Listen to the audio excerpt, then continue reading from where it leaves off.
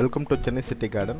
So இன்றைக்கி பார்த்திங்கன்னா நம்ம மணத்தக்காளி கீரை அது வளர்க்குறது எப்படி, அதே போல் அதோட ஹெல்த் பெனிஃபிட்ஸ் என்ன, ஸோ இந்த மாதிரி விஷயங்களை பார்க்க போகிறோம். ஃபஸ்ட்டு இதோட பயாலஜிக்கல் நேம் இல்லை பொட்டானிக்கல் நேம் என்ன அப்படின்னு பார்த்தீங்கன்னா சொலானம் நிக்ரம், அதான் அதோட பொட்டானிக்கல் நேம். ஸோ ஆங்கிலத்தில் இதோட பேர் பார்த்திங்கன்னா பிளாக் நைட் ஷேடு, இதுதான் நார்மல் நேம். ஸோ இந்த மணத்தக்காளி கீரை பார்த்திங்கன்னா இதுக்கு பல விதமான ஹெல்த் பெனிஃபிட்ஸ் இருக்குது. நான் ஒன்று ஒன்றா சொல்கிறேன். ஸோ எல்லாருக்கும் தெரிஞ்சது போல் இது வந்து பார்த்திங்கன்னா வயிற்று பிரச்சனைக்கு ரொம்ப நல்லது. அல்சர், இன்னும் பிற வயிறு சம்மந்தப்பட்ட பிரச்சனைகளுக்கு பார்த்திங்கன்னா இந்த மணத்தக்காளி கீரையானது ரொம்ப நல்லது.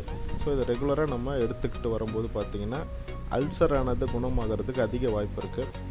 அதே போல் இது பலவிதமான உடல் ரீதியான பிரச்சனைகளுக்கு இது ஹெல்ப் பண்ணும். ஸோ இன்னொரு முக்கியமான என்ன பிரச்சனை அப்படின்னு பார்த்தீங்கன்னா இன்சோம்னியா அப்படின்னு சொல்லக்கூடிய தூக்கமின்மை. ஸோ அதுக்கும் பார்த்தீங்கன்னா இது ஒரு மருந்து அப்படின்னு சொல்கிறாங்க. மஞ்சள் காமாலை அதை ப்ரிவெண்ட் பண்ணுறதுக்கு இது ஹெல்ப் பண்ணும். தொண்டையில் வந்து கரகரப்பு நிறைய பேருக்கு வரக்கூடிய வாய்ப்புகள் இருக்குது. அந்த பிரச்சனைக்கு பார்த்திங்கன்னா இந்த இலைச்சாரை வந்து நம்ம ரெகுலராக 1 வீக் எடுத்துகிட்டு வரும்போது அந்த சோர் த்ரோட் அப்படின்னு சொல்லக்கூடியது குணமாகும்.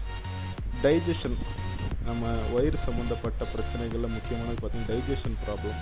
ஸோ அதுக்கும் வந்து இது ரிலீஃப் தரும்.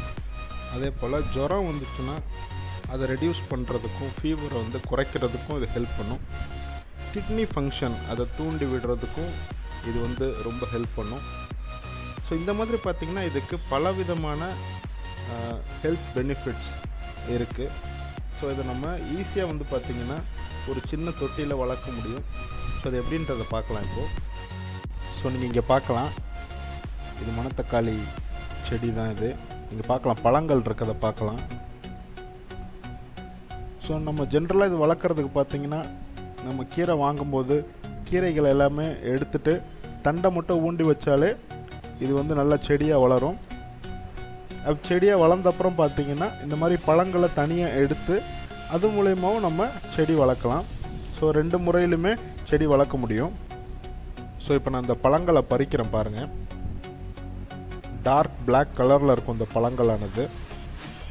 ஸோ இந்த பழங்களை கொண்டு நம்ம வந்து செடி வளர்க்கலாம். இப்போ நம்ம பார்க்கலாம் அது எப்படின்றத.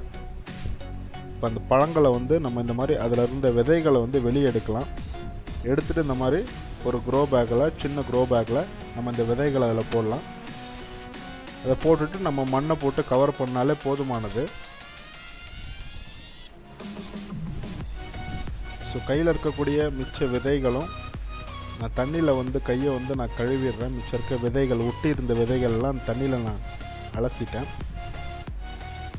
ஸோ தண்ணியும் பார்த்திங்கன்னா நான் அந்த க்ரோ பேக்கில் அப்படியே நான் ஊற்றிடுறேன். ஊற்றிட்டு அது மேலே நம்ம மண் போட்டு கவர் பண்ணிடலாம். ஸோ அவ்வளோதான் இதோட ப்ராசஸ்ஸு. இதுக்கு வந்து பார்த்திங்கன்னா ஜென்ரலாக பயன்படுத்தக்கூடிய க்ரோ பேக்கை யூஸ் பண்ணலாம், இல்லை சின்ன சைஸ் க்ரோ பேக்கை யூஸ் பண்ணலாம். இதுக்கு பெரிய க்ரோ பேக் வேணும், இதுக்கு ஸ்பெசிஃபைடு சைஸ் கிடையாது. ஸோ நீங்கள் இங்கே பார்க்கலாம், இது வந்து ஒரு சின்ன க்ரோ பேக் தான், கீரை வளர்க்கக்கூடிய க்ரோ பேக் தான். கிட்டத்தட்ட ஒரு 10 சென்டிமீட்டர் கூட இருக்காது அந்த க்ரோ பேக்கு. ஸோ அதிலே பார்த்திங்கன்னா இவ்வளோ உயரமாக வளருது நல்லா. நீங்கள் பார்க்கலாம் பச்சை பசேர்னு கீரை வந்து எவ்வளோ நல்லா வளர்ந்துருக்கு அப்படின்றத. இது ரொம்ப சீக்கிரமாகவே வளருங்க. அதே போல் இந்த சீசன், ஆடி மாதத்துக்கு அப்புறம் பார்த்திங்கன்னா நல்லா வளரும் இந்த கீரையானது. சம்மர் சீசனில் அந்தளவுக்கு இதோட வளர்ச்சி இருக்காது.